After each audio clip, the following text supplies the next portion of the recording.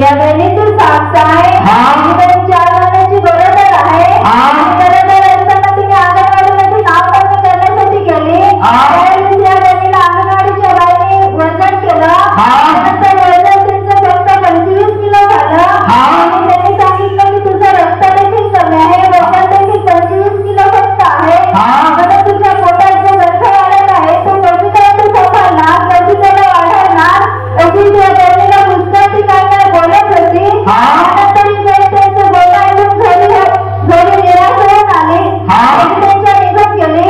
आणि त्यानंतर बुधवारच्या दिवशी 15 दिवसाच्या अगोदर इकडे भेटण्यासाठी आले आणि त्यांची समस्या तुम्हाला सांगितली आणि तुम्ही बुधवारी प्रार्थना केली आणि मी बहीण म्हणते की गुरुवारी त्यांना पुन्हा वजन करण्यासाठी अंगणवाडीत बोलावलं आणि त्यानंतर एकाच दिवशी देवानी 5 किलो अजून वाढवलं. वजन केल्यानंतर 30 किलो वजन झालं.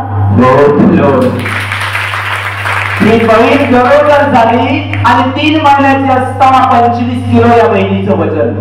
किती? 25 किलो.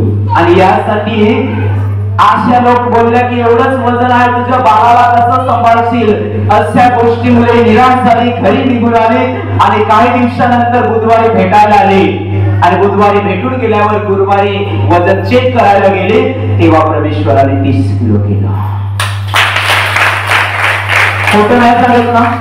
असं जेवण तर नाही ना जास्त गेलं होतं? कोणा वजन केलं? माझा प्रभूच वजन आहे का होणार?